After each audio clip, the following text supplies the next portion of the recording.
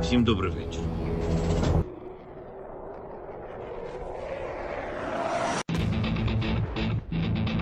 On behalf of the brave, on behalf of every father and every mother, wings for freedom. On behalf of our warriors, and paves the way for a new history.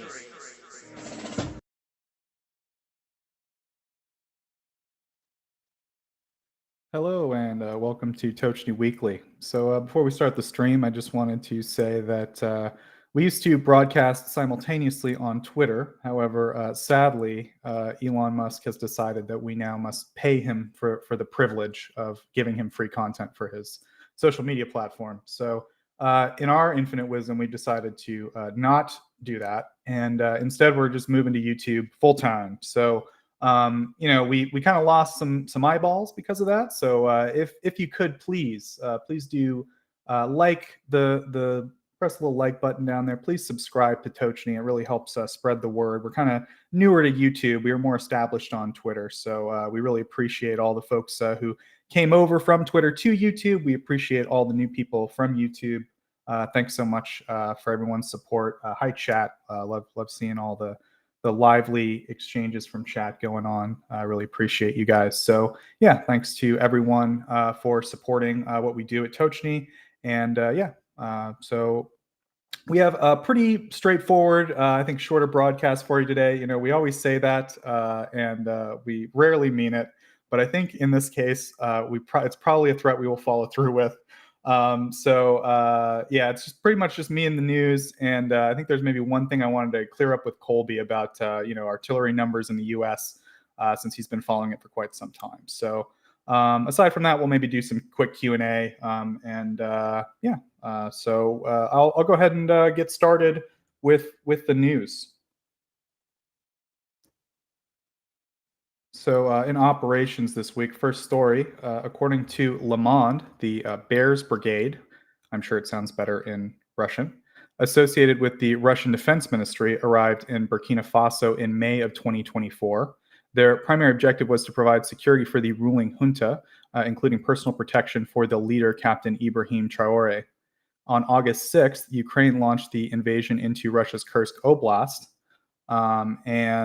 They're saying that approximately 100 mercenaries from this group are leaving Burkina Faso 3 months after their arrival, officially to reinforce Russian defenses against the Ukrainian offensive in Kursk. Viktor Yermolayev, the commander of the group, whose alias is Jedi, confirmed the withdrawal on August 22nd. Also, what a crazy alias. 5 days later, the brigade's Telegram channel announced their return to Crimea, citing recent developments with their base camp situated in Perevalne in occupied Crimea.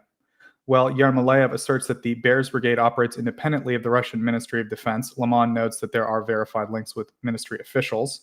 On April 5th, 2023, a Russian deputy minister of defense overseeing operations on the African continent personally visited their camp to show his support.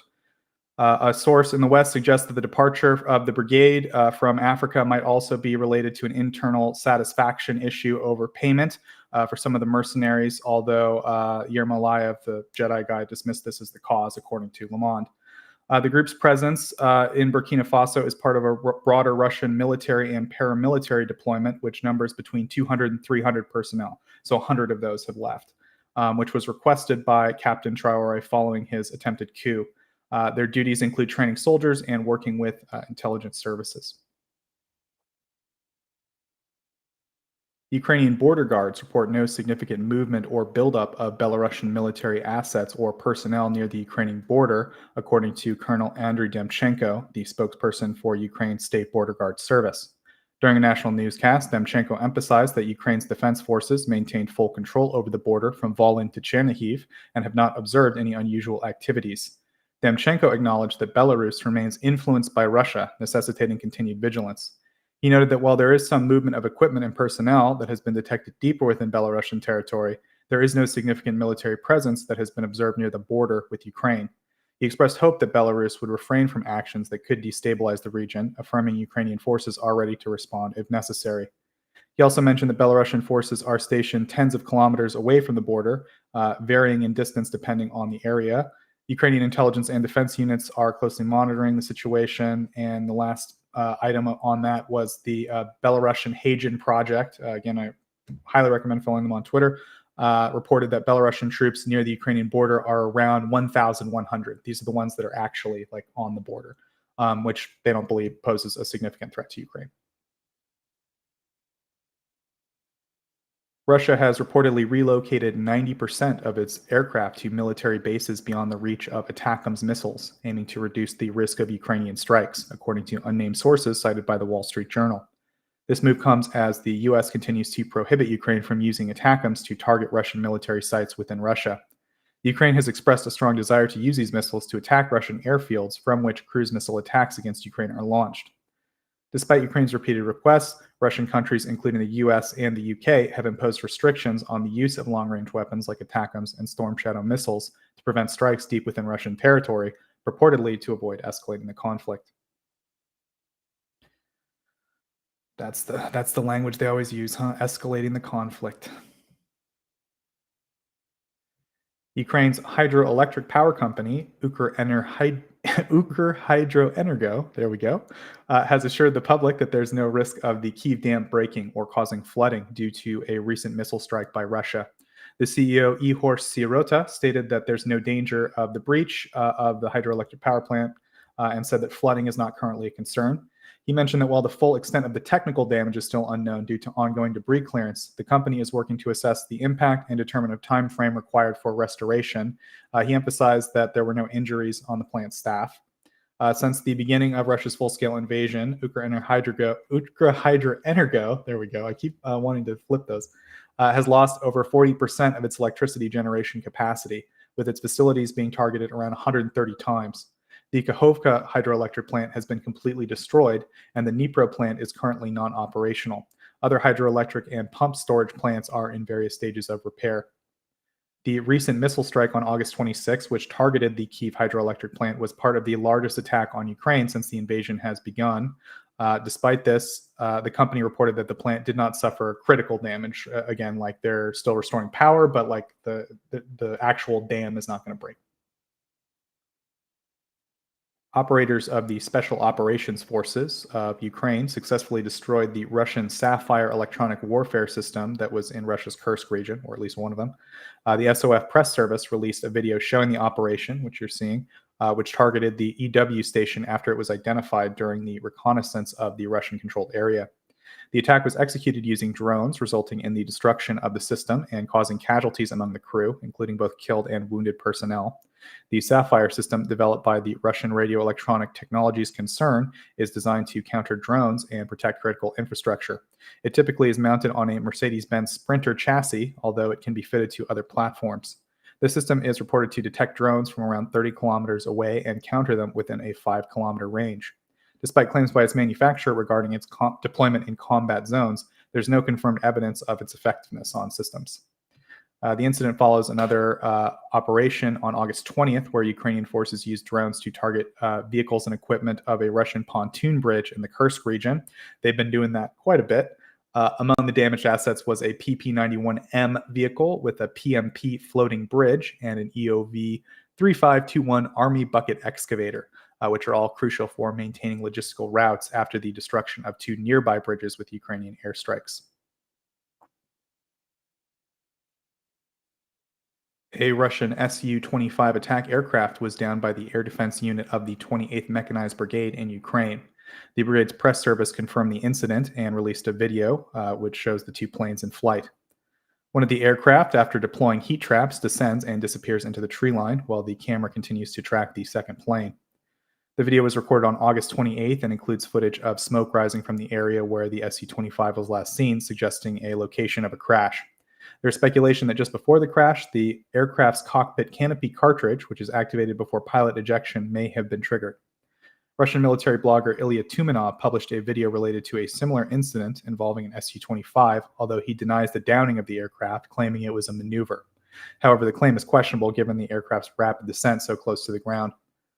The downing of the Su-25 was acknowledged by the Ukrainian Armed Forces General Staff report on Russian losses, which is regularly updated. And the incident is the latest in a series of events with similar occurrences in July when the 110th Mechanized Brigade shot down an Su-25 during an attack in Donetsk. Around 33 of the aircraft have been confirmed lost during the full-scale invasion, although the actual number is likely higher. These are the only ones that open source intelligence has confirmed lost. An oil depot near the village of Molodezhny in Russia's Rostov region caught fire following a drone strike, according to reports from Baza. The incident occurred around 3 a.m. On August 28th, and when 2 drones struck the facility. The Telegram channel MASH also reported on the attack, noting the timing of the incident. The governor of the Rostov region, Vasily Golubev, confirmed that 4 drones were shot down during the incident. However, local sources on social media indicated that several fuel tanks had caught fire, resulting in a significant blaze. As of the morning, the fire had not been extinguished. Again, this is footage from that specific attack. This fire shows another ongoing blaze at an oil, or this fire follows an ongoing blaze at the Proletarsk facility, which we covered last week, which was an absolutely massive fire and was also attributed to strikes on diesel fuel tanks. They used a fire train in that one, and the fire in Proletarsk, apparently, according to a report from at least a few days ago, it's not been fully contained, and the affected area continues to expand. Okay, so next topic is economy and industry stuff. On August 30th, the defense ministers of European Union countries agreed to expand the training of Ukrainian military personnel under the EU Military Assistance Mission for Ukraine. This was confirmed by Joseph Borrell, the chief diplomat of the EU. EUMAM, that's what I'm going to call it, EUMAM, launched in October 2022 and focuses on improving the capabilities of the Ukrainian military. So far, around 60,000 troops have received training from the program, mainly in Germany and Poland. The ministers have set a new goal to increase that number to 75,000 by training an additional 15,000 by the end of the year. The training will be tailored to the current battlefield conditions and carried out in coordination with Ukraine. A coordination center will be established in Kyiv. Borrell praised the initiative as one of the, or as the EU's most successful training mission for a foreign country to date. On August 27th, they reported that the EU is considering specific operational conditions in which they might send instructors to Ukraine. The report highlights that Ukraine has requested training within its borders due to logistical and financial reasons. However, some EU member states are concerned that conducting training in Ukraine could increase tensions with Russia. So we have a couple U.S. Stories this week. The U.S. Army has placed an order for Javelin missiles valued at $1.3 billion, marking the largest single-year production contract for Javelins. According to the joint venture RTX, which includes manufacturers Lockheed Martin and Raytheon, more than 4,000 of these missiles are intended for Ukraine to help replenish its stocks. Javelin missiles are a key component of Ukraine's defense strategy, particularly against Russian armored vehicles, as they have proven effective in hampering Russia's offensive capabilities. This order is part of a broader contract signed in May 2023, which covers Javelin missile production and related services. The contract could potentially total $7.2 billion over multiple years from 2023 to 2026 and includes the production of an unspecified number of missiles. The manufacturer plans to increase annual production to about 4,000 by the end of 2026.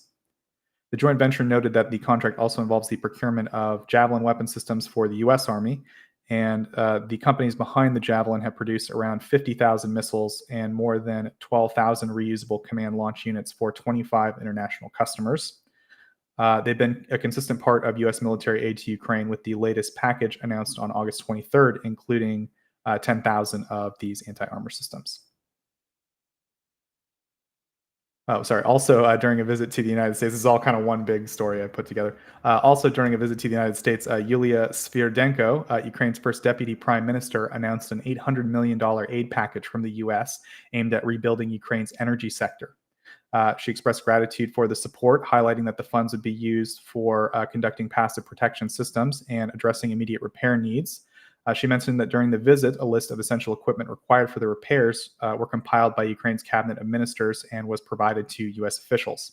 In her discussions with David Turk, the U.S. Secretary of Energy, the focus was on efforts to restore the energy infrastructure. And according to the economy ministry, the 800 million will be part of broader financial commitments made at the Ukraine Recovery Conference in Berlin, which are currently being allocated. And the last U.S. item in April, General Dynamics Ordnance and Tactical Systems, Northeastern Pennsylvania, which consists of the Scranton Army Ammunition Plant and the sister plant in Wilkes-Barre, increased their production of 155 millimeter shell bodies by 50%, from 24,000 to 36,000 per month. According to a new report from the Associated Press, the Scranton plant still has 3 new production lines under development, which will boost capacity even further. The completed shell bodies are sent to facilities in Iowa, Kansas, and Arkansas to be loaded with explosives, assembled and packed, and then they can be shipped to Ukraine. The U.S. government has stated that since the start of the full-scale invasion, the United States has supplied Ukraine with over 3 million 155 millimeter artillery shells. Lithuania has delivered a shipment of military aid to Ukraine, which includes loaders, anti-drone systems, folding beds, and various other types of equipment. The aid arrived to Ukraine on August 28th, according to their defense ministry. In response to requests from Ukraine earlier this year, they provided a range of military support, including 155 millimeter ammunition, M577 and M113 armored vehicles, anti-drone systems, winter clothing, ammunition for the Carl Gustaf anti-tank grenade launcher, Rise-1 remote detonation systems, generators, disassembled parts of light attack aircraft, trailers, and additional auxiliary equipment. Since 2022, Lithuania has contributed around 647 million euros in military aid to Ukraine and around $1 billion in total aid. On August 31st, the Dutch Defense Minister Ruben Brekelmans announced that the Netherlands will provide Ukraine with 28 Viking Bondwagen S-10 amphibious armored vehicles. These are made in Sweden, and that is what they call their amphibious troop transport, the Viking Bondwagen. Erlend, absolutely incredible. Bandvagn. I'm not going to try. Ukrainian soldiers have already received training on these vehicles from the Dutch Marine Corps, according to their defense minister. The Viking, I'm not going to say it, weighing approximately 11 tons, is designed to operate on various surfaces, including water, thanks to its rubber tracks. Look at this little guy. Isn't he cool? Just look at that. Did they show it come out in the video already? There. Look at him go. So I wouldn't say that it's I would call it wading or maybe swimming. It's not really very good. Yeah, it's not fantastically fast in water, but it works. A modern day Viking longboat, Erlend. Just look at it. But yeah, it's not that hard. Bandvagn. Come on, try it. Bondwagen. Yeah, that's good enough. Yeah. Quite good. Yeah. Okay, moving on. Energoatom, Ukraine's state-owned nuclear company, is advancing plans to complete the unfinished Chehirin nuclear power plant. If you read the Latinized version of that name, it's 3 Ys, Chehirin, but it's just Chehirin. It's not a big deal. Near the town of Orbita in Cherkasy Oblast. The company has identified the site as a key location for expanding Ukraine's nuclear energy capabilities, with plans to construct 4 new power units using AP1000 technology. This was basically planned in January. But this week, as a first step, the Chehirin City Council, during an extraordinary meeting, approved the development of a land management project and granted the company permanent use of land plots totaling approximately 38 hectares. The company intends to revitalize Orbita, aiming to transform it into a modern town similar to Netyshin or Yuzhno-Ukrainsk or Varash, towns that developed around other Ukrainian nuclear power plants. According to Petro Kotin, the head of Energoatom, the project is seen as a major investment in Ukraine's post-war reconstruction effort and critical contributions to the nation's energy security long-term. By applying innovative nuclear technologies, Ukraine aims to position itself as a leader in the nuclear energy sector and wants to develop unique expertise and technological solutions to export to other countries. And also related to power on the economy. This is like the same story. Strict energy consumption regulations were stated to be lasting for probably 1 or 2 weeks until the distribution systems are fully repaired as a result of the massive attack last week. And they mentioned that it's not a temporary measure. It could extend, assuming there's no large-scale attacks, like in between, about 1 to 2 weeks. And this was the most significant attack on the energy infrastructure that has ever occurred on August 26th, that major attack. And he just said, like, thank you to the workers who prevented a complete shutdown of the power grid, because it was like a really difficult time for the grid. So, yeah. Next item. The World Bank's Board of Executive Directors has approved a new project for Ukraine titled Lifting Education Access and Resilience in Times of Need, or LEARN. I don't understand how the T gets removed from that acronym when they're trying so hard to be clever with it. But anyway, with a total budget of $415 million, this initiative is focused on enhancing primary and secondary education across the country and is expected to benefit around 1 million students in Ukraine, teachers and school staff. So as much as I'd like them to improve the acronym, they're doing a great job. According to a press release from the World Bank, Bob Saum, the World Bank country director for Eastern Europe, emphasized the importance of mitigating the war's impact on children, particularly the most vulnerable, by ensuring continuity in their education. The LEARN project encompasses several key measures, including improving safety conditions in schools, offering free transport for vulnerable students, training teachers, purchasing textbooks, and enhancing management within the education sector. The project supports the implementation of the new Ukrainian school reform, which aligns Ukrainian system better with the European Union standards for grades 1 through 12. Ukrainian Finance Minister Serhiy Marchenko highlighted that the LEARN project would enable thousands of Ukrainian students to learn in safer environments. And the agreement is expected to be signed in September. If predefined goals are met by the end of 2024, Ukraine could receive about $200 million in additional funding for its budget's general fund. The Ministry of Finance is responsible for overseeing and coordinating the project, and the Ministry of Education and Science will serve as the implementation agency, managing the execution, monitoring, and evaluation of the project.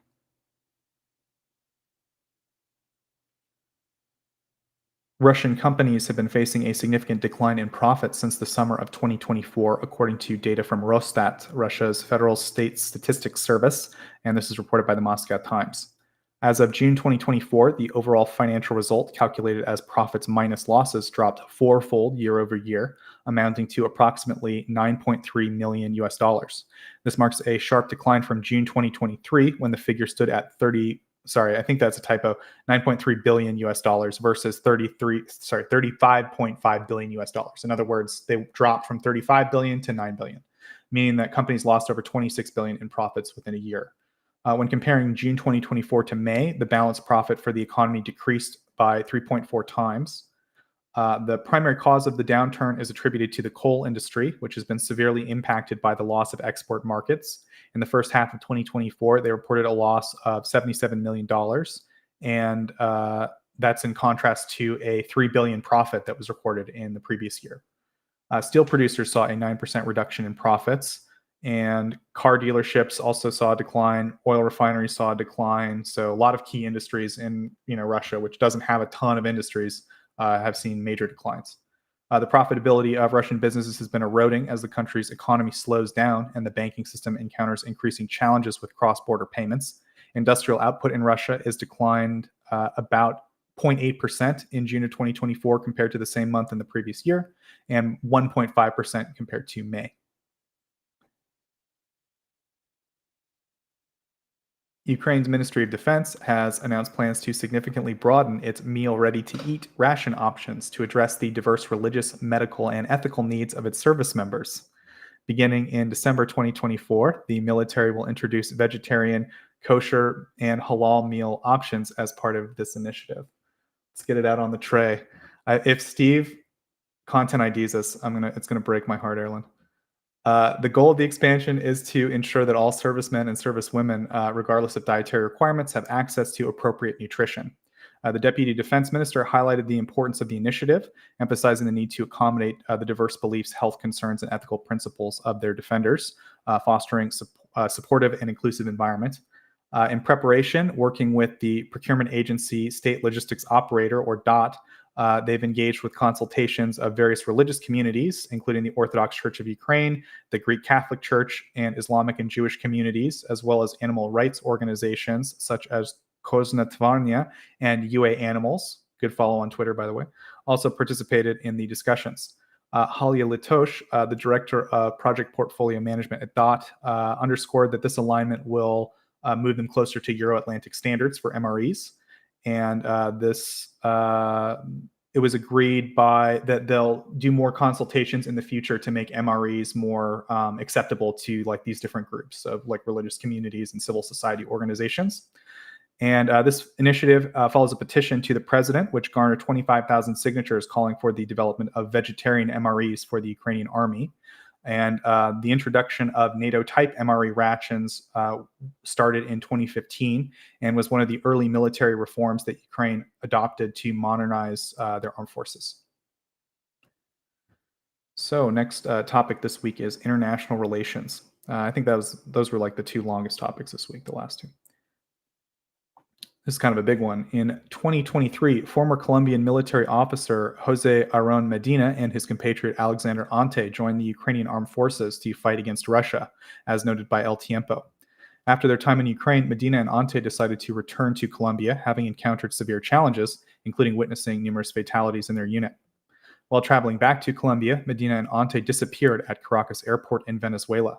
Their disappearance has raised alarms, especially since Venezuela is an ally of Russia, leading to concerns that they could be handed over to Russian authorities. According to the defense news outlet Militarny, Russia's FSB announced the detention of 2 Colombian citizens who had allegedly participated in the war on Ukraine's side. One detainee's sister mentioned that they drew the attention of Venezuelan police due to wearing Ukrainian military uniforms. The FSB opened a criminal case for mercenarism against the detained Colombians, which could result in up to 15 years of imprisonment in Russia. The FSB did not clarify the specifics of their detention. Following the onset of Russia's large-scale invasion in February 2022, Ukraine established the International Legion and invited foreign nationals to join. Volunteers of over 50 countries are currently part of the Legion. It's not clear to me if these guys were international legions. I assume they were, though.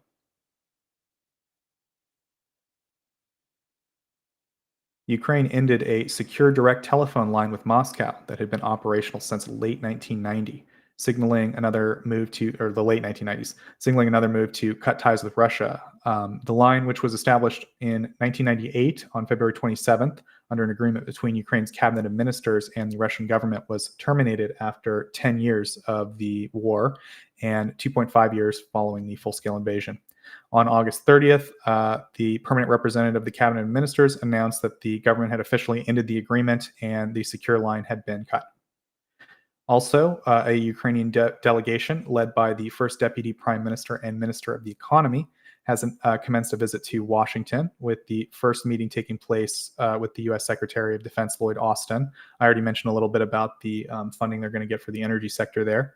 But they also met with key defense officials. So Andriy Yermak, the head of the Office of President, Rustem Umerov, the Minister of Defense, and Oleksandr Balanutsa, the Deputy Minister of Defense, a bunch of people, general staff, logistics departments, etc. During the meeting, Yermak expressed gratitude to the President and the U.S. Congress, as well as the American people. And he, along with Umerov, provided updates to the U.S. officials on the battlefield situation and emphasized Ukraine's need for additional weapons and equipment, as well as the attacks on energy infrastructure. He mentioned the large attacks by Russian missiles that had been occurring in the past week, and he acknowledged the significant roles in the Ukraine Defense Contact Group, which is something that the U.S. set up to help coordinate military aid to Ukraine. And the U.S. like last week announced another $125 million package. But again, I announced that last week.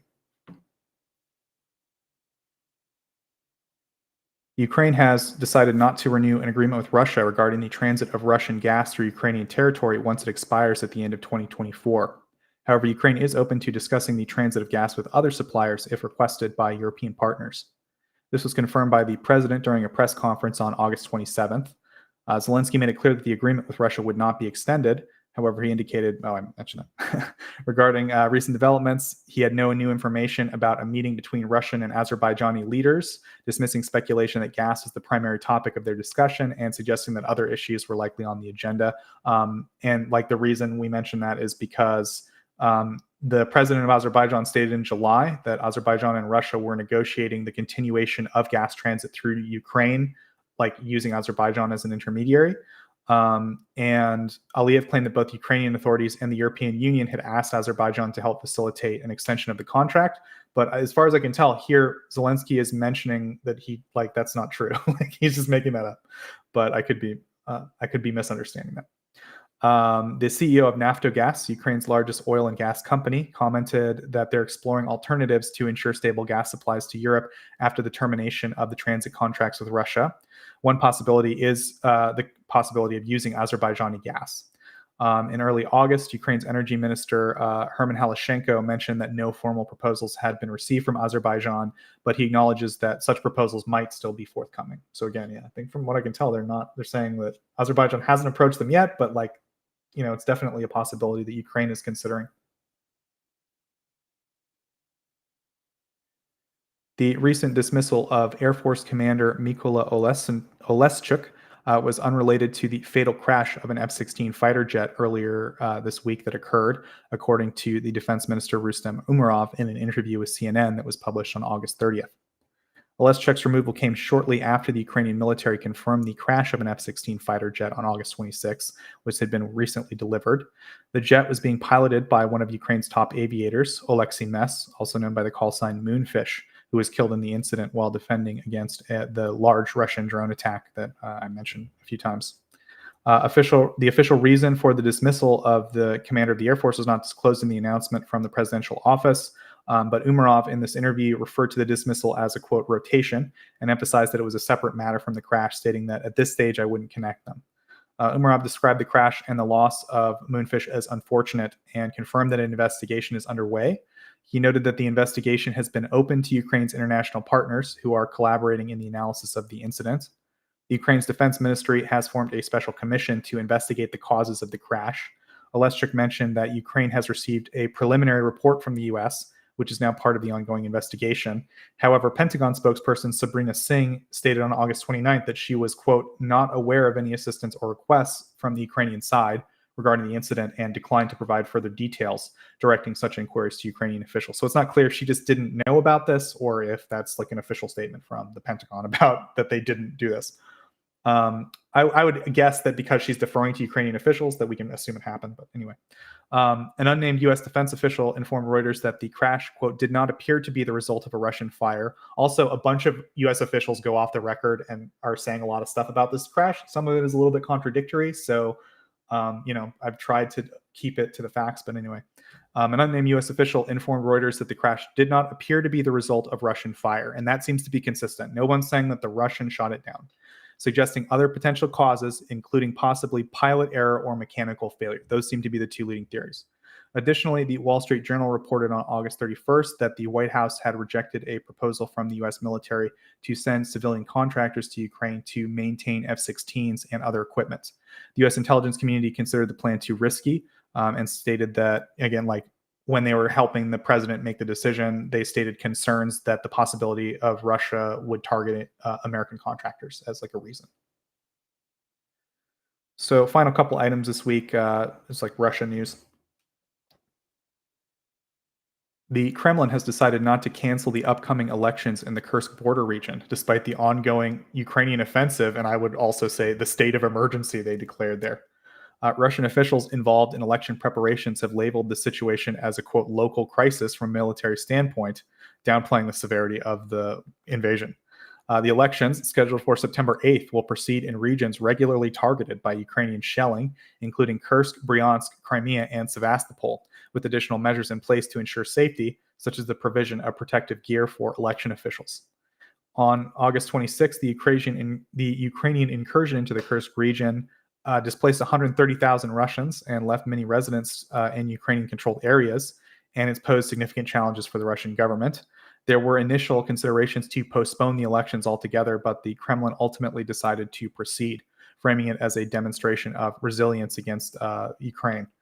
To accommodate the ongoing crisis, the Central Election Commission extended the voting period in the gubernatorial election, allowing residents to vote for Putin's handpicked crony online or in person over an extended time frame. Isn't that nice? You've been your your land's been occupied. You're a refugee in Russia of all places, where you're treated like dirt, and they're telling you still need to go vote for the local local collaborator with the Kremlin, and they've very nicely given you some extra days to do that. The Kremlin remains committed to holding the elections as scheduled, and the decision, and they basically all the local officials went on social media and said, like, this is important, like, to demonstrate we're not afraid and all that.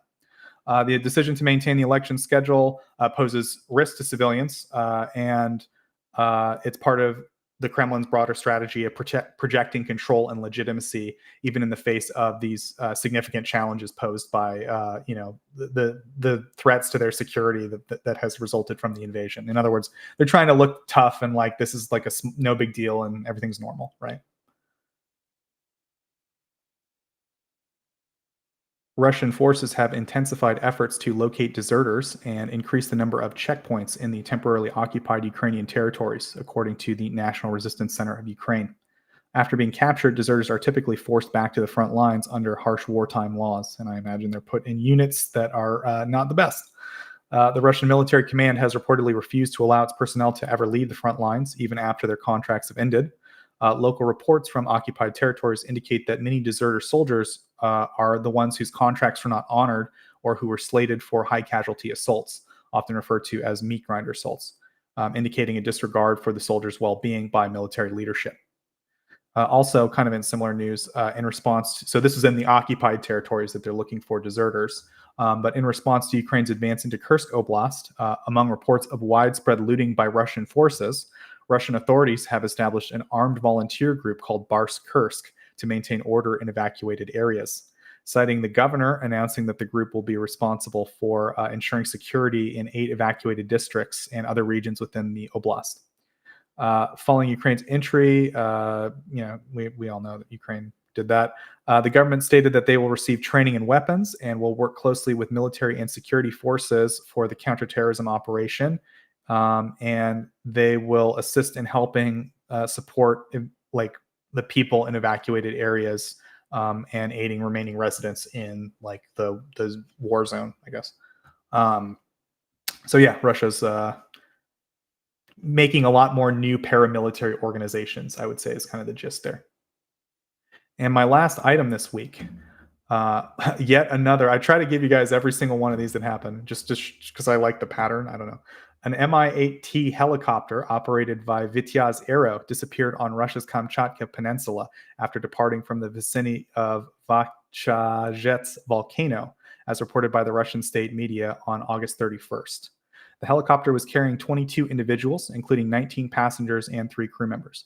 For some crazy reason, I should just mention really quick, I don't know if this happened. From what I can tell, the way this all evolved is like some people randomly speculated, I assume on Telegram originally, that like Putin and Lavrov and like Peskov are all on this helicopter. Like there's absolutely no reason to assume that. And we know like it looks like people were touring a volcano. It's like tourism or something. Anyways, but there was like this major rumor on Twitter that like Lavrov is dead somehow, and that like I heard this helicopter mentioned, and I don't understand why, because it's definitely not. So just wanted to shout out that like this Lavrov thing is probably not a substantiated rumor, and this helicopter thing is definitely not any kind of confirmation of that. The aircraft lost contact at approximately 7:15 a.m. Moscow time, and it took after a site near the volcano, traveling near the village of Nikolaevka. Despite the lack of radio contact, search efforts were promptly initiated. Another airline sent out a search helicopter and additional Mi-8 helicopters, and ground rescue teams were prepared to assist. The Russian Emergency Situations Ministry also dispatched another Mi-8 helicopter equipped with rescuers to aid in the search operation. That sounds like a good way to lose more Mi-8 helicopters, guys. Meanwhile, the Russian Investigative Committee opened an investigation into violations of air traffic safety regulations that may have caused the incident. And yeah, I just part of a broader pattern. It looks like the sanctions on Russia's aviation industry have hit the Mi-8 helicopter pretty hard in particular, in addition to kind of some maybe design limitations involving the ejection seat and stuff. I don't know. I report on one of these things crashing like every week. Usually the crew dies. Like it's very difficult for them to eject from this thing. So that pretty much closes out my news for this week. I just wanted to real quick touch base with Colby because there was a report from the Associated Press this week about the Scranton ammunition plant, and it wasn't super. It was framed a little bit weird.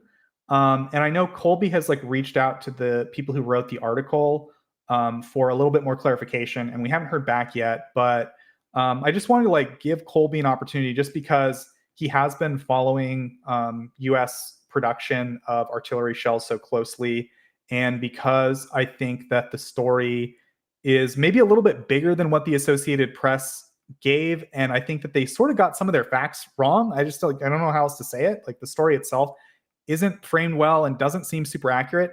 So I thought I'd give Colby like an opportunity to maybe explain the situation a little better. So Colby, like everybody's talking about this story that the AP released. You know how it goes. Like the AP released a story, and then like every other major news agency released a story that the AP released a story, right? So it was sort of a big talking point this week that like they've increased the production 50%, and that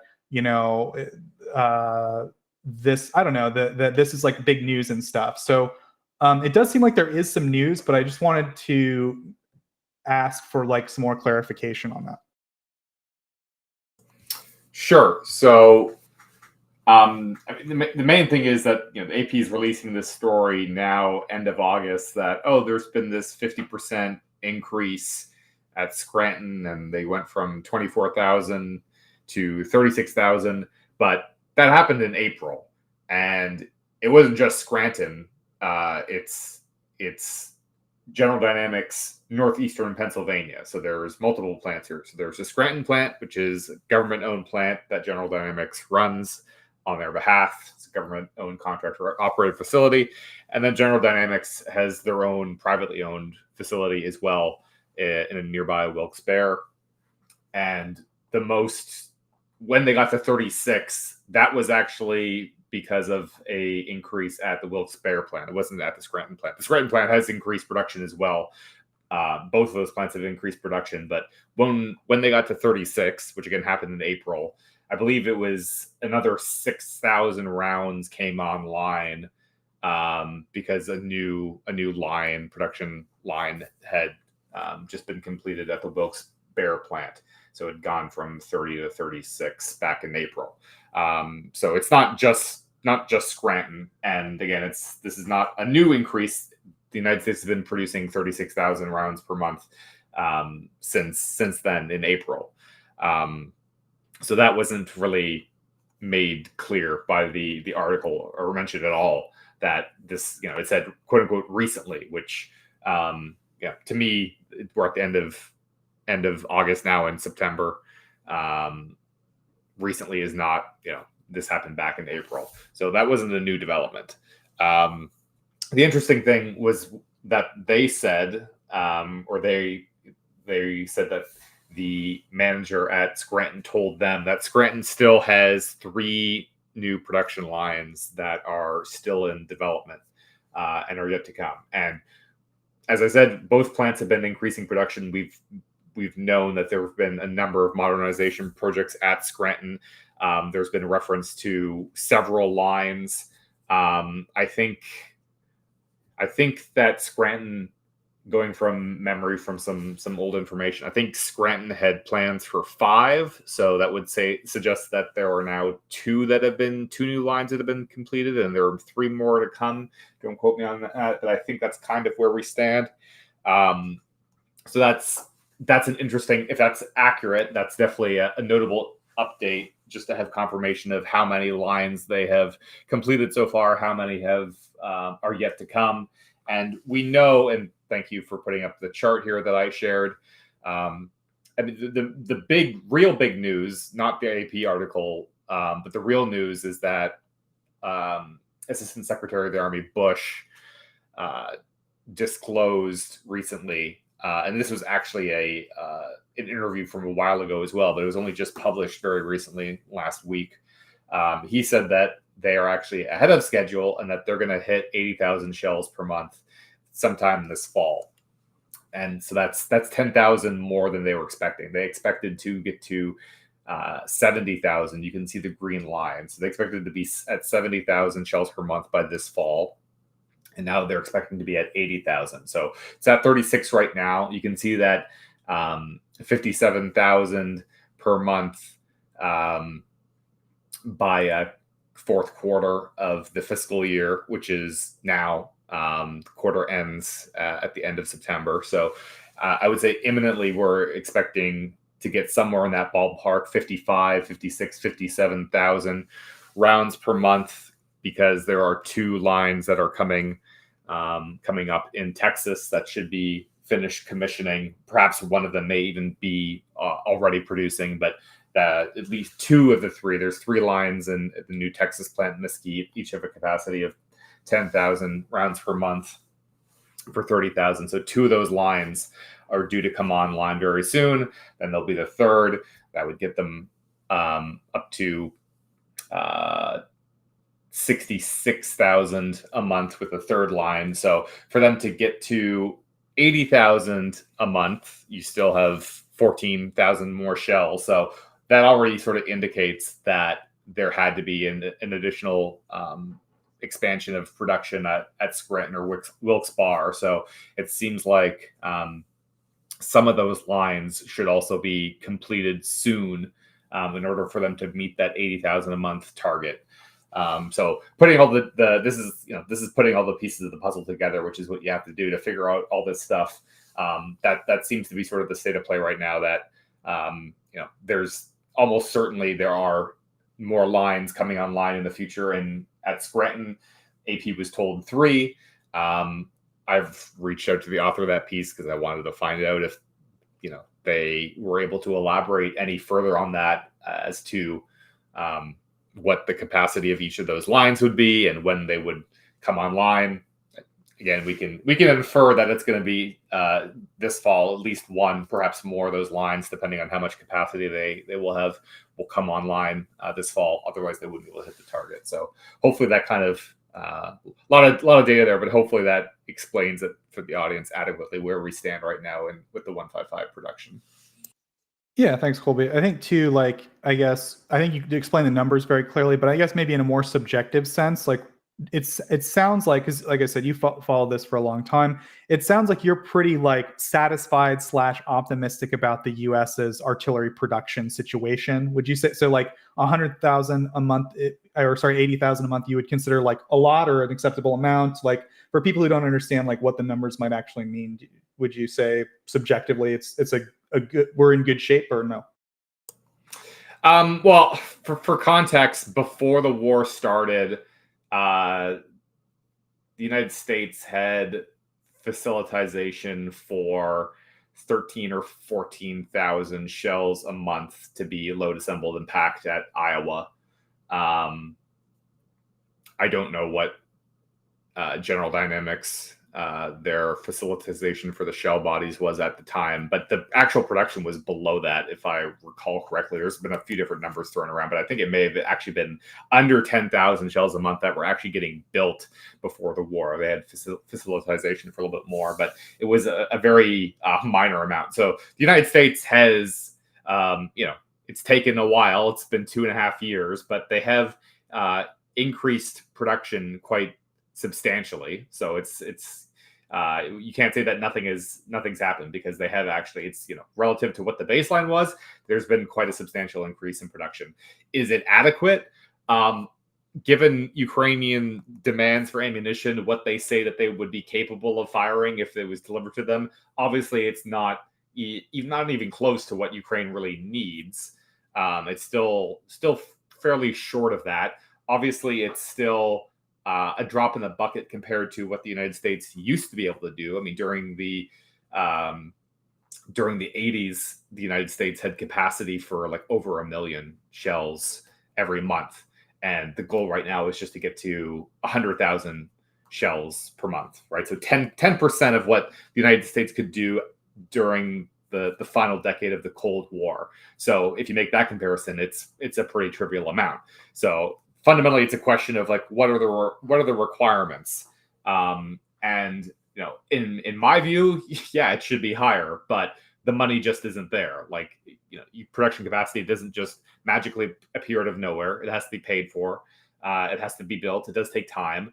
There is very high levels of demand for all of the machine tooling, the forges that you need to build the ammunition. Everybody around the planet right now is trying to get their hands on the equipment they need, the raw materials as well to build ammunition. So it's a tough market. It's not something that's easy that can be done overnight.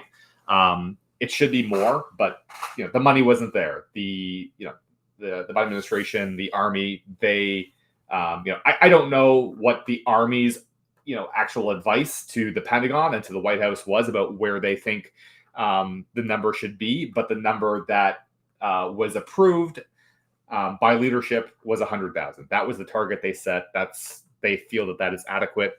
And again, there's no shortage of people saying it's peanuts. It needs to be more. It's just, well, I mean, this is what people voted for in effect. If people think it should be higher, more money needs to be put into it. And right now, there does not seem to be any desire on the part of leadership to go more than that. And in fact, there has been talk about, what does a ramp down look like? Which is that's a red flag to me that they're even talking about that right now. It's obviously something that has to be considered. But the fact that they're even talking about what a ramp down would look like when they're still actively ramping up, and really they probably should be ramping up to more, it is a little bit troubling. So it's a mixed bag. Like, yes, it's a lot higher than it used to be, but it's still not where it probably should be. And the open question as well is, it's not just the United States. Obviously, Europe is producing as well, but for most of Europe, we don't really know what they're producing because they're not public about any of this the same way that the United States is. We have good numbers on Rheinmetall, and I will be sharing some updated figures. And real quick, you're kind of skipping my last question here. It's basically like, how would you compare that to Europe? So I think you're kind of leading into that now. So just go ahead. Yeah. So I mean, so Rheinmetall, I'll be sharing updated figures on that on Tuesday or Wednesday, so people can stay tuned to that. The numbers, we basically knew them already, but Rheinmetall has made it explicitly clear. It's published, it's official. So the things that they've just been talking about, there's a lot more certainty in that now. So I'll share those updated figures from Rheinmetall.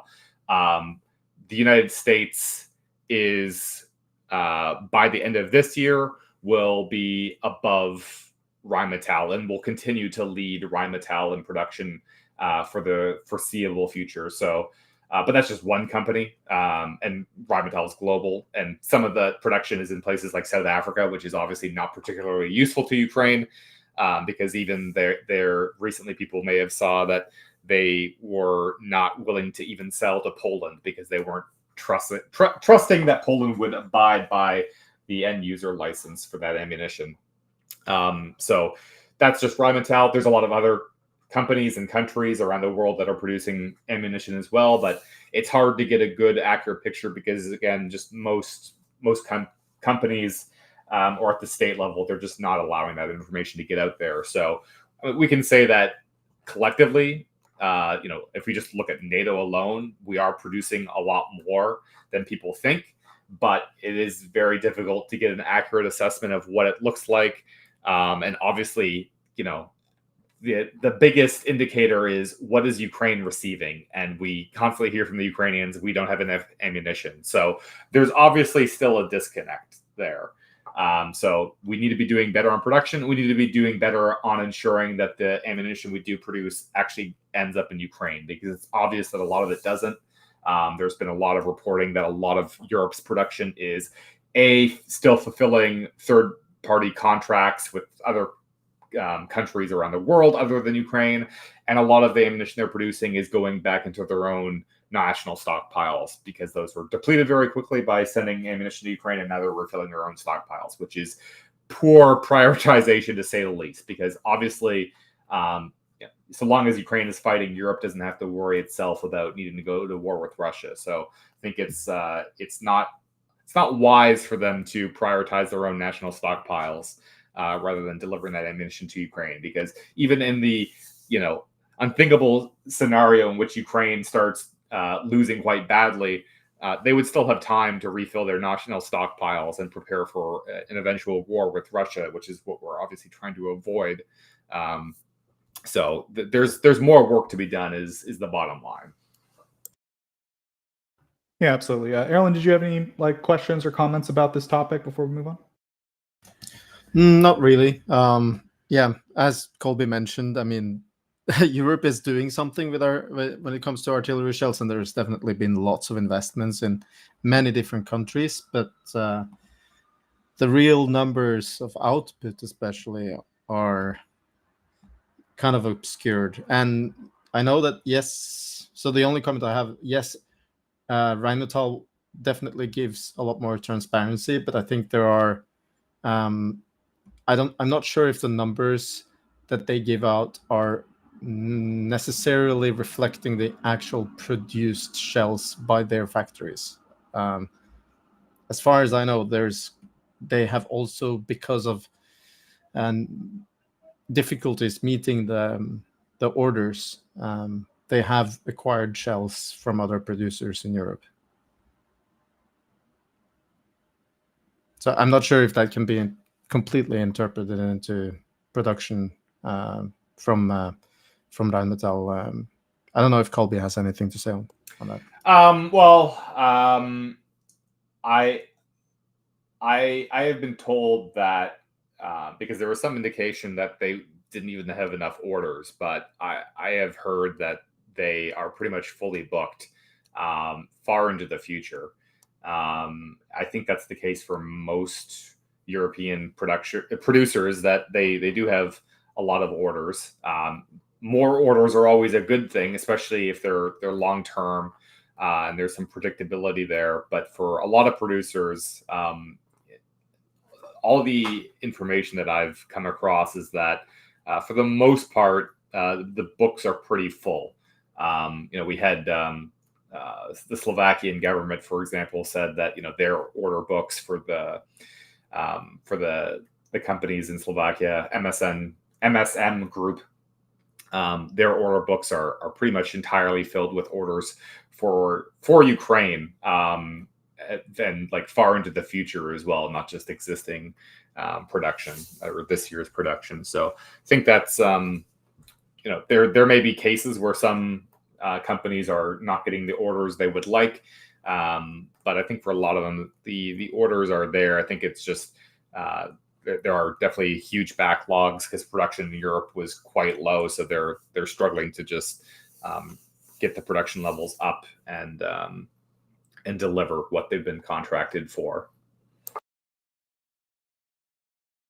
Yeah, I think the European numbers can be a bit overwhelming. I think the best way I've tried to process it in my brain is it seems like the U.S. has resolved about 1.2 million shells a year to Ukraine is adequate. As you said, that's definitely a subjective thing that the U.S. has decided. Ukraine could probably do with more, but that's the U.S. has set as a baseline. It seems like Europe has also set that as a baseline, about 1 million shells. They did that initiative, and they sort of failed to meet that, last year.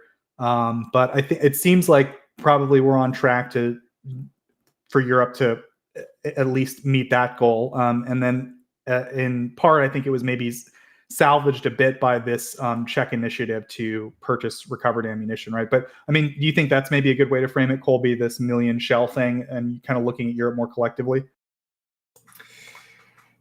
Yeah, it's I don't know. It's a mess, honestly. I mean, with Europe, one of the big frustrations is just the EU is just very unclear about what's really going on. Everybody's kind of got a different number.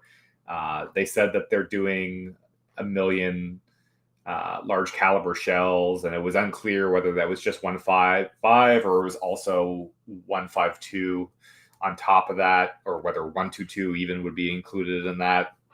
I think that Europe is definitely doing at least over 1 million right now. I mean, they've said that, but I think that that's probably true.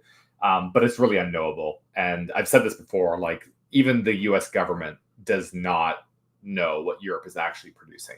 Like they just like the Europeans, I think they don't even tell each other. Basically, it's like companies and different governments over there are so secretive that they are not even willing to communicate to their peers, to EU officials, what they are doing. I don't think any of them really understand what the other guy is able to do. So it's very hard to get a very accurate picture. But I think that at least 1 million is probably sort of at this point, a safe floor for what they're doing.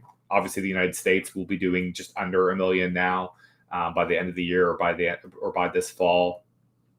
So collectively, there's going to be, that's 2 million rounds between everybody, which is good. But again, like how much of that actually ends up in Ukraine? Because not all of America's production is going to Ukraine either. Like the U.S. is definitely, they're refilling their own stocks as well, and they do have an obligation to refill war reserve Israel as well. And it's unclear how much ammunition has actually been transferred over there, because Ukraine got 300,000 shells out of WRSAI, and that was done with the understanding that the United States was going to replenish that eventually, and especially if there was a war in the Middle East, which is obviously happening now. So the United States has obligations besides just sending ammunition to Ukraine that they have to take into account. So Ukraine is not going to get 100% of what we're producing. So the two issues there are just like production continues to be insufficient, needs to rise a lot higher. And then we have to do a better job of ensuring that whatever we do produce, as much as is physically possible, realistically possible, that gets delivered to Ukraine as soon as possible. I just also want to add that the Norwegian government, after 2 years, decided that we will establish a production line of 155 shells in Ukraine. And basically, as far as I understand, it will be a copy paste of the production line at Nammo in Norway. And I mean, it took 2 years for them to decide this. And I'm speechless. I'm like, yeah, it's good that it finally happened, but we're probably not going to see any results at all from this for the next year. So yeah, it's the decision-making process has just been ridiculous. Yeah, so I think that's pretty much like the best we can do for an update on that stuff. I know it's like really complicated. There's a lot of numbers. There's a lot of technical information about how this stuff gets made, and like it's not, none of it's simple, right? But I think we did our best to I think Colby did a good job explaining, with all those numerical comparisons, like what the numbers kind of mean in perspective, and hopefully people got a little bit of a better sense of like what it all amounts to, right? Because it's one thing to say, oh, that's, they've increased this 50% or 10,000 shells a month or what have you, but it's better to understand, I think, maybe the impact of it. So yeah, I think that's pretty much it for this. I guess maybe the one other thing I would mention, I already mentioned this in the report, the Ukrainian State Border Service has said the Belarus stuff is just noise. They don't think anything's going to happen. But some of the GeoInk guys have looked at photos of the tanks and stuff on the ground there. We've not seen one iota of like FPV protection on any of that stuff, and so they're just like, all the GeoInk guys are like, I would stake my life that they're not doing nothing just because of that. So I don't know, I just wanted to mention that because it was just something fun that our guys were doing. Yeah, there you go, nice.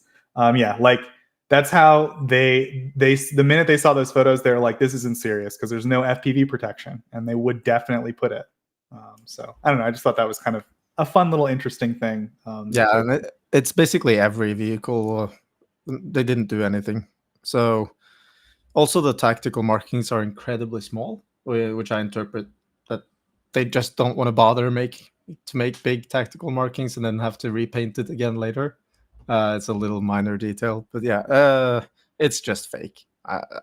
There's no way they're gonna cross. Also because I mean, all the major bridges have been blown. The roads that are not hindered by any waterways are very heavily fortified, and I think that they wouldn't stand a chance, to be honest. Remember that these are also troops with absolutely zero combat experience, zero motivation. The Belarusian army is generally seen as not very loyal to Lukashenko, even though I'm sure they are loyal because they didn't actually, in a sense, they're loyal because they didn't topple the regime, but he's been nervous about their of them being loyal, etc., in the past. So I think it's completely bluff. Yeah, I agree. I think, we're certainly not on the bleeding edge of anything by saying that. Hagen Project has come out and said that. Again, Ukraine has basically said as much. But I thought it was just fun the way that you guys process information, right? You guys saw these photos and you were like, no way. So I just thought that I just wanted to share that with the audience. Okay, I think we can move to Q&A now. So thanks, chat, for all your questions. We got quite a few here. So I'll go ahead and let Erlend get to it. Yeah, I wanted to go to a couple immediately because they're kind of related to the discussion with Colby on the artillery shells. So basically, do you also have data on how production of mortar ammunition is going on? Andrew mentions quite frequently in the stream how important mortars are, but how little attention mortars get. And yes, I can assure you that Andrew doesn't only mention it in the stream. He mentions it basically every day in the back channels as well. So, Ukraine definitely have a lack of mortar ammunition. And by numbers, it's a lot greater than artillery ammunition, but that's in the nature of it. You basically expend a lot more than you expend of 155s or other large caliber munitions. So I don't know, Colby, do you know anything about U.S. Mortar ammunition production? I have no clue about the European one. So yes, I posted I posted something on mortar production. I think sometime last month, so you can go scroll through my feed and look for that. Even that post, there's some kind of nuance that I didn't do a good job of conveying with what I was saying. It's not quite as bad as I may have led people to believe on the state of contracting for mortar production, but the fundamental issue here is it's one of scarcity and opportunity cost. So you can either increase your artillery production or you can increase your mortar production, or you could try and do both, but then you're not going to do very much of either, right? So you kind of have to focus on one because they are requiring some of the same materials and the same facilities as well. So it's hard to simultaneously ramp up both because they're competing for resources ultimately and funding as well. So the United States basically decided to go all in on 155. That's the decision that the Army made. And that's the correct decision for the United States for sure. I don't disagree with Andrew at all that mortars are super important, and it would be very helpful for Ukraine to have a lot more mortar ammunition. But again, ultimately, there's limited funding available because the government set its goals, and the goals were quite modest. As I was saying, 100,000 shells is modest, right? And they decided to focus on the shells. They decided that we're not going to try and do everything. We're just going to focus on 155. We're not going to invest in 105 artillery. We're not going to invest a lot in mortars, though they are investing some, but it's not the priority by any means. So they made a decision, and then they made their budget requests accordingly to that plan. So the United States has not really dramatically scaled up its mortar production, because if they tried to do that, that would mean that they'd be taking away from 155. And the United States, is way more important for them to do 155 because the United States produces just the highest quality 155 ammunition. A lot of the world, a lot of Europe still produces garbage M107s and M107 derivatives. So they're producing an ancient design that is just a terrible artillery shell. It just does not work very well. It has very poor lethal effects. And just so much of a lot of the global 155 production is still it's that design. It's M107 or a M107 derivative of some kind. So it makes way more sense for the United States to focus on producing M795 and now M1128 as well, and some of the other specialty rounds that the United States has the capability to make, because it's just much higher quality ammunition. So that's what they're focusing on. There are a lot of other countries and companies around the world, though, that are producing mortar ammunition, because it's much lower barrier than artillery ammunition. So I would say that the story with mortars is that the United States and others have worked on sourcing mortar ammunition from some of these other producers that can do mortar but don't have facilities to do 155. So that's where a lot of the mortar ammunition is getting sourced from, and we've seen mortar ammunition from all sorts of different interesting sources turn up in Ukraine. Again, obviously, Ukraine doesn't have enough ammunition. What are some examples? Yeah. I know you guys have. We've seen in Indian mortar rounds quite frequently, yeah. for instance. Yeah, Sudan was one of them, which was one of the more far-flung locations. So there's a lot of different sources of mortar ammunition. There's a number of different companies in the Balkans that produce it. So I mean, with that, again, like, this is where I would say, Europe really, for the countries in Europe that did produce mortar ammunition, or even if you didn't, but it's just something that's easier to stand up than large caliber artillery ammunition is. So that's really something where, Europe should have been putting a lot more money into, is because they would be able to stand that up or scale that up faster than they would be with large caliber artillery. So Ukraine's lack of mortar ammunition, I would say that, this is something where, Europe especially should have put a lot more emphasis on that in particular, rather than just trying to scale up their own artillery ammunition, which obviously they should be doing. But there might have been more ROI in focusing on that. So I would say that's kind of where the mortar ammunition stands. And in terms of actual production, like, again, we don't have any clue what Europe is actually producing in terms of quantity. We have even less data around that than we do artillery ammunition. It's something that does not get talked about a lot. So we have just no clue what different firms are actually producing. We have data for the U.S. I haven't been bothered to go compile it all, but it's not a huge quantity coming out of the United States, as I said, because they're focusing on 155.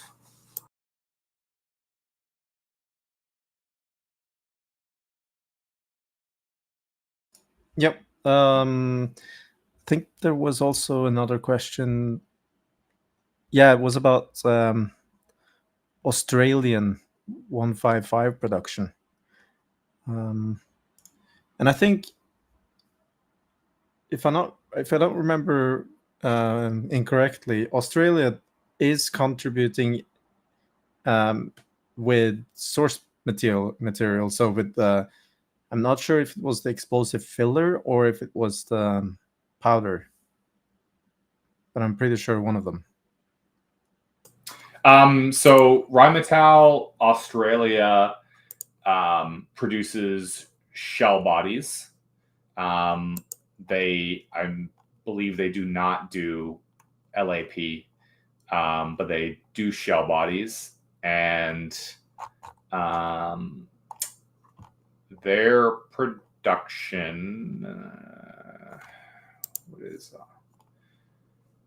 we have numbers for that. I think I had them. I don't have them in front of me, but I think we do have figures for what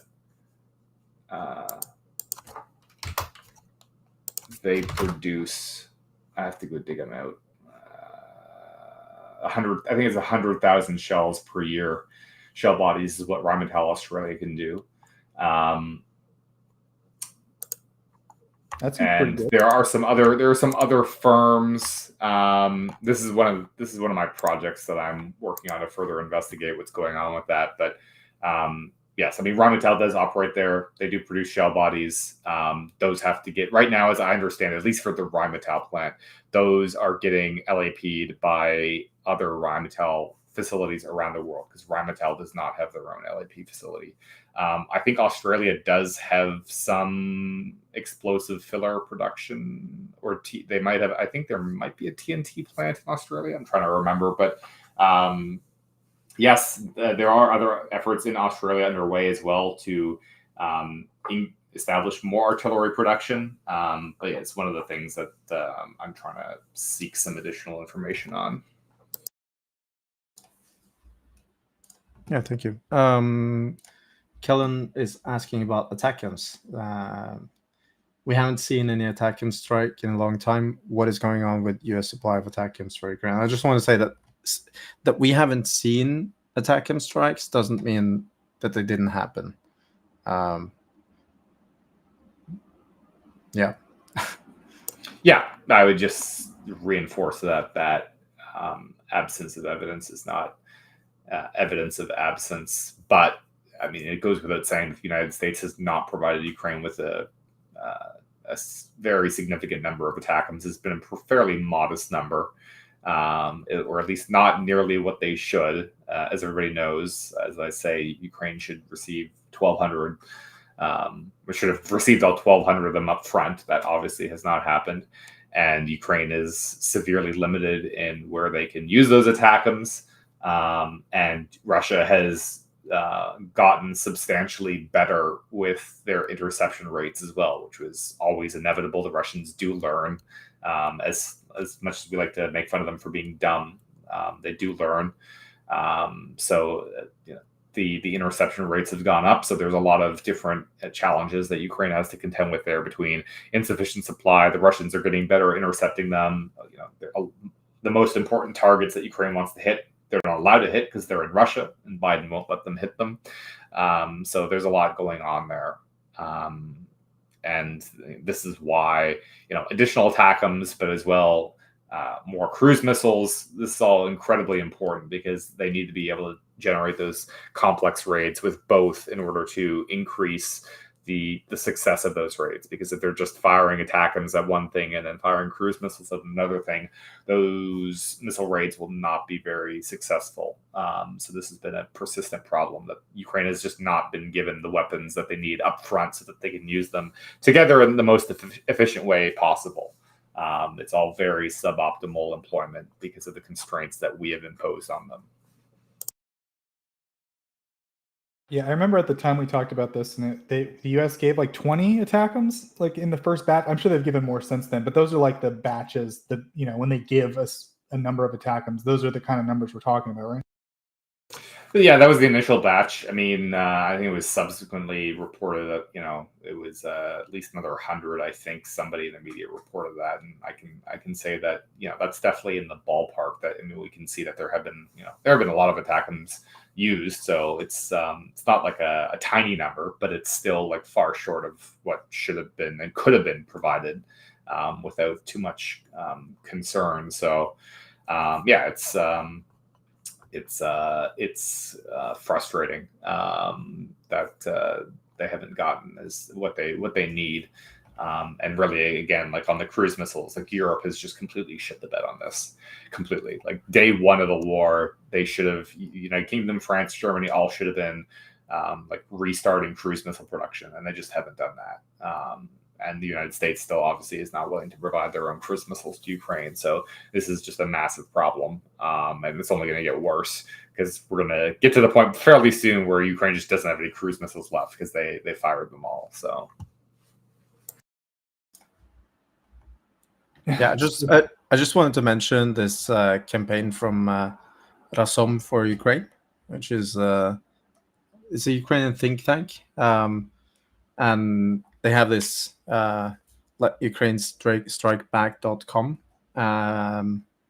website, and they've done a fair deal of information campaigning about what Ukraine can achieve and what it basically and how it basically is protecting Russian Air Force assets and also the Russian rocket forces assets. These limitations that the U.S. is imposing on Ukraine, and I think that this push from the Ukrainians is somewhat also synchronized with the whole Kursk operation and obviously the last night's strike on Russian oil and energy facilities that I think is one of the largest drone strikes that Ukraine ever had. So there's definitely a massive push from Ukraine, both on informational space and also on the actual operations and strategic decisions that they made to push the limits and also kind of force the hand of the US in a way. We'll see if it's going to be a success. But yeah, Ukraine is doing what they can basically to fix this issue.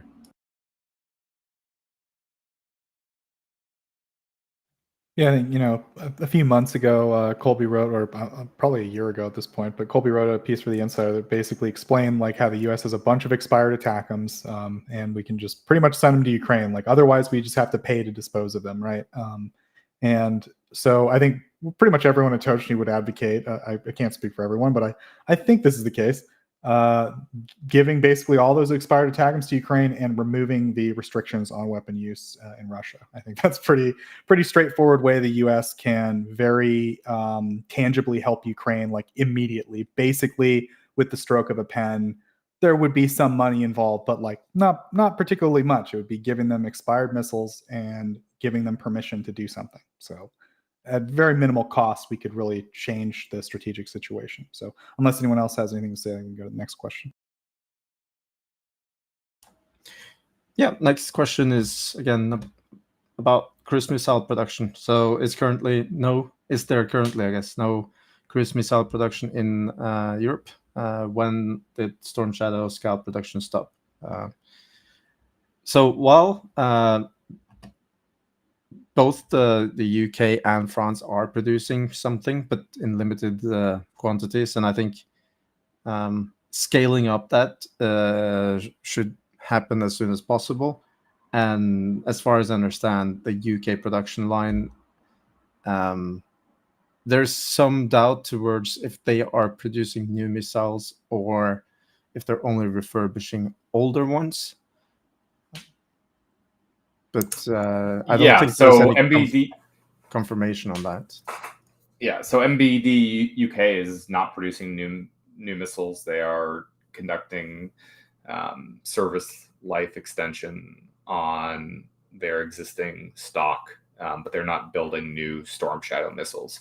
France does have an active line, as I understand it, that was both doing some refurbishment work and producing some new missiles for Greece, but there's been no indication that the French government has really, restarted production for themselves or to produce for Ukraine. So that hasn't happened.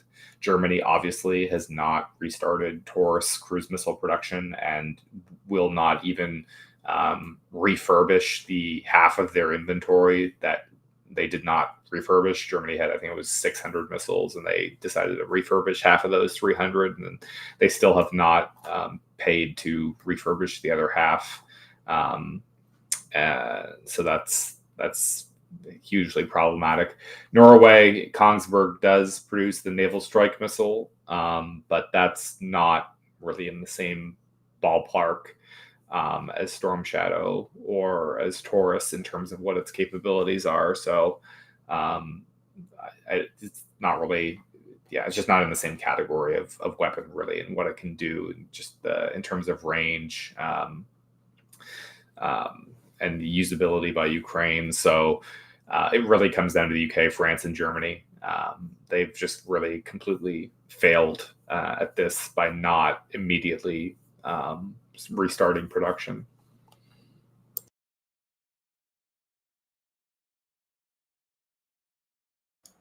Yeah, the naval strike missile, it has a shorter range, smaller warhead. It's not really the same. It's probably more comparable to the Neptune missile, I guess, in range and the warhead size, but obviously it has a lot better navigation and targeting system, and also it's a low observable missile, but in the same ballpark when it comes to range and warhead, I guess. Yeah, I mean, it's naval strike missile and joint strike missile as well. They're good missiles, but they're just they're not in the same range category, which is really what matters for Ukraine, because they need a certain minimum range really to be able to hit the most important targets. So neither of those are really going to do it for what their needs are. So it's really the UK and France and Germany that needed to act on this, because they were the ones with the capability of delivering the needed systems that could make a big difference. But they just they have not taken the action that they needed to. So I think this question's a long shot that we'll have any info on it, but I'm going to ask it just because one time we had a huge boost in viewership and we were like, what's going on? And we traced it back. We figured out it all came from a Finnish military forum post that they were like, has anyone heard of these guys? And so all the Finns came to check us out. So maybe we still have Finns from that. But there was a question about... do we know anything about Finnish artillery production? Is it significant, or is it something we don't know anything about, or / isn't particularly significant? No, I've posted about Finnish production on a number of occasions, so people can go look at my feed if they're interested in that. NAMO has artillery ammunition production facilities in Finland. They have a shell body plant there, I believe. I don't believe there's any LAP that gets done in Sweden. NAMO basically, their artillery production is basically spread all across Norway, Sweden, and Finland. So their main, or one of their main, load assemble pack facilities is in Sweden, in Karlskoga. And then there's shell bodies getting built in Finland. And I know the Finnish government is also investing money into this in addition to NAMO's own investments. So Finland wants to, reestablish, because they used to have one, as I understand it. They want to reestablish a TNT plant in Finland.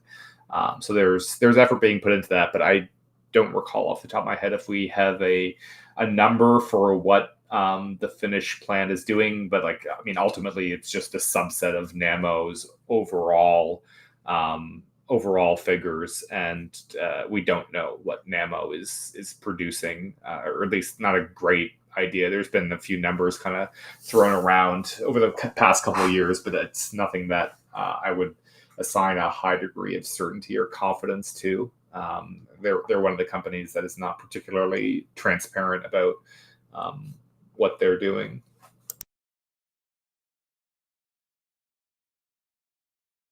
Yeah, I think that's all the questions there, Erlend. You guys already covered the cruise missile stuff, right? Yeah. Yeah, so I think that's all the questions. So yeah, you're right. I wanted to mention, well, Erlend wanted to mention, but I also did. We've got a couple of new articles up, so we'll get them. Brendan already presented about this topic right on the stream. Is that correct, Erlend? Yeah. So this is the article that Brendan talked about last week. There's another one coming up from him as well, and it's going to be about he's doing research together also with other people in the basement on Russian drone attacks on civilians, especially in the Kherson area, which there's been quite some discussion about it in the media, but not really to the extent that it deserves, because it's quite terrible. The Russians are Nothing pisses off the boys in the basement more. It's just downright sadistic. They see these guys chasing just civilian cars and drones, all kinds of terrible stuff the Russians do. And a lot of them are like elderly people, because that's most of the people who are still there are often elder people who don't want to leave their homes. And I've seen so many videos of old people being chased with FPV drones, or drones dropping grenades on old people, biking along the road with shopping bags or vegetables that they traded or whatever. And they just kill them. It's ridiculous. It's absolutely horrible. And there's particularly like one unit that we're tracking and who's doing this. So it's definitely intentional. So that's coming up, and he's, as far as I know, he wants to present it also on the stream. But there's going to be a long article published soon about this. I also wanted to mention that. It's about a week ago, Daniele published an article about the Russian war industry, where he has done a lot of investigation about the Russian steel manufacturing plants, and especially those that are capable of delivering parts and barrels for artillery and other weapon systems to the Russian military. And he also found that there's a lot of European companies who were involved in modernizing these plants, and Chris made a really nice timeline here of information about what happened with some of those plants, especially the Krasny October, which means Red October plant, where also especially some Italian companies came in as consultants and basically redesigned the plant, and they got lots of equipment and parts from European companies that definitely shouldn't have been there, because it's after the 2014 invasion of Crimea. So yeah, I recommend people who are interested in this topic to check out the article on our website. Yeah, and we'll try to get him on. We wanted to have him on this week, but I think it's a little late for him. But maybe next week we'll have him on to talk about it. And whenever Brendan's new article's done, because as we said, the article he presented on last week was, or I think it was the week before, that article is now on Tochnyi. He also has his own Substack, and like, we're more than happy. We just want more people to check out his work, right? It's not really about it going through Tochnyi. So check out his Substack or follow him on Twitter. But yeah, we now have his stuff up on the website, and we're very proud to have it. Yeah, well, we urge people to check out his work, because, as Erlend said, some of this war crime stuff, it gets reported on, but I don't think people understand the depth of depravity that some of the things that the Russians are doing. And I don't know, like, these guys see a lot of stuff, and I don't think I've seen anything make them more upset than this stuff. So, I mean, that should tell you something. Raytheon leaks, I don't know much about it. I know John was real depressed about it. Colby, do you know anything about the Raytheon leaks? I'll ask, does it have any impact on Ukraine, or is there anything maybe about broader security issues?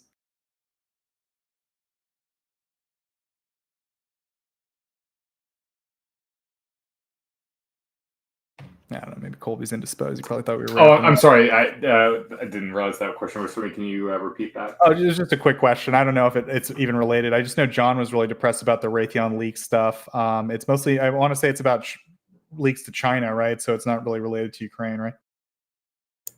Yeah, there's no Ukraine connection as far as I have seen anywhere in the documents at all. I mean, there's some stuff that is related to Russia, but it's like, it doesn't really have any particular tie-in with the war in Ukraine at all. I think it all actually, or almost all of it, predates the war.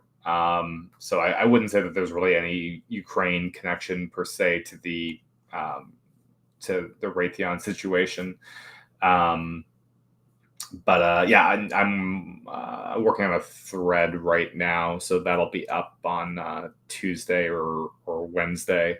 Kind of doing a deeper explanation on everything that's in that. I'm gonna have a lot of posts going up on Tuesday and Wednesday. There's been an awful lot that's kind of happened in the last week, and it's obviously we're in a long weekend here, and the State Department decided to dump this on a Friday going into the long weekend. Although to their credit, it came up pretty early in the day. It wasn't at 5:00 when everybody had already left for the left to go on their vacation. Yeah, there's an awful lot. So I'm going to have a lot of news that I'm going to share when people get back to the office on Tuesday and Wednesday next week. So definitely make sure you're looking at your Twitter next week in the morning. Yeah, thanks, Colby. So no real Ukraine angle beyond that it bummed out people enough to distract them on the Tochnyi team to pay attention to that for a while. So yeah, I think we'll probably go ahead and wrap it up there, Erlend. I think it was good. We promoted all the publications on the website. Anything else we should mention? Oh, well, yeah, of course. You have something you forgot, man, and you didn't mention it. I don't know. You don't know what it is? I don't think so. So you finally got something published on the website, and then you don't. Oh, right. Yeah. Thank you. Okay. Well, I didn't know. Okay. So yeah, we here at Tochnyi, we're pretty good with the whole research stuff, but I would say on the production side, sometimes we need a little help around here. I do my best to edit some videos. We got Chris helping out, of course. We got a few others, but we're all kind of just doing it like as side jobs. So it'd be nice to have a more dedicated editor for audio and video material. So yeah, we put up a little ad on the website, and we're going to run a little ad here on the stream. That's just like, if you're interested in, to me, it's not just about people who are skilled in editing already. If you're really interested in learning the art of video editing, we have a lot of raw material that you could edit. And we're happy to sort of teach you a little bit. So yeah, I would say like dedication and having some time to dedicate to it. Not a lot of time, but like, once a week, maybe an hour or two, being like able to commit to that fairly regularly, not on like any kind of like specific, you don't have to do it right at 2:00 or something. You can do it whenever. But point is, yeah, I would say that to me, that's like the most important thing, is that you're interested and willing to dedicate a little bit of time to it on the regular, an hour or two a week. So yeah, if anyone's interested, please feel free to contact us. Did we fix the contact thing, Erlend? Okay. So media@tochnyi.info. And yeah, we're happy to look at your application and consider you. We're a project that is run completely by volunteers, so it's not like a paid position. None of us are paid. Nothing we do is paid. We're trying to monetize the channel only to pay for like upkeep costs, and anything that we generate additional we'll donate. So yeah, like if you're interested in a volunteer position that maybe helps you either, I would say that there's probably two people who'd be interested in this position. Number one, if you want to learn about editing and you want to be around people who would be willing to help you out, and like you need something to practice on, and you need people to like help you learn. We'd be willing to do that if you're willing to put in the time. The other person would be someone who has editing skills, who like wants to help Ukraine. I'd say those are the two candidates we're probably the most likely to get. So anyway, if you're one of those people, feel free to apply, and we'll consider your application. We'll contact you, and yeah, that's pretty much it. So yeah, thanks, Erlend. Anything else I'm forgetting this week? But no, sorry, I just wanted to make fun of you a little bit. Anyways, yeah. Also, if you're interested in joining in the basement, that's still possible. Yeah, Andrew always needs more help, right? It's like an exponentially bigger problem. Every time a new video is released, they have to make sure it wasn't a repeated other video, where like, so that, imagine the problem compounds on itself every time. And then there's more and more videos being released on both sides every week. So yeah, the basement hungers for more bodies. So but yeah, that's another skill, geolocation, open source intelligence, right? It has a lot of applications beyond just this. It's a good skill to learn and practice, and you can do that and help Ukraine. So I would encourage people to check that out as well. Erlend? Yeah, and also like the thing is that you don't really need a lot of skill to be able to help out, because a lot of the main work that is needed is breaking down videos, and we'll teach you that. It's not something that you need any particular skills, except that you need to kind of observe what others are doing and stick to the the guidelines that we're giving. What we need is people who are dedicated to do it on a regular basis, and not just once every month or something like that, but several times a week. Because if you just come in and do it, once a week, or once a week, maybe not too bad, but every 2 weeks, then you kind of forget, and you don't get into this flow, the workflow that you need to be able to process a lot of videos quite fast. So yeah, if you're willing to do like 1 hour 5 times a week, then we definitely would like you to join us. So Yeah, there's like a definite balance, right? Of like, we kind of convinced Andrew. Andrew, of course, works very hard, and he's kind of he has a certain way of doing things. And I would say Erlend worked hard to convince him, like, we've got to bring some more people on, not just like the people that Andrew's like knows well and trusts. But like there's kind of a balance between like making it so that it's more trouble than it's worth administratively to have too many people, versus like we just need a few, not like a few dedicated people, but like a decent number of dedicated people versus like a bunch of like less dedicated people. I think maybe that's a good way to frame it. Yeah, we need handful of very dedicated people, and then we're fine. Yeah, and Brendan's a good example of someone who I think has turned out real good. He's documenting Russian war crimes that I think will one day be used in an international court, hopefully to convict someone. But at the very least, it will be on the record what Russia did for history. So I think that's pretty much it for us this week.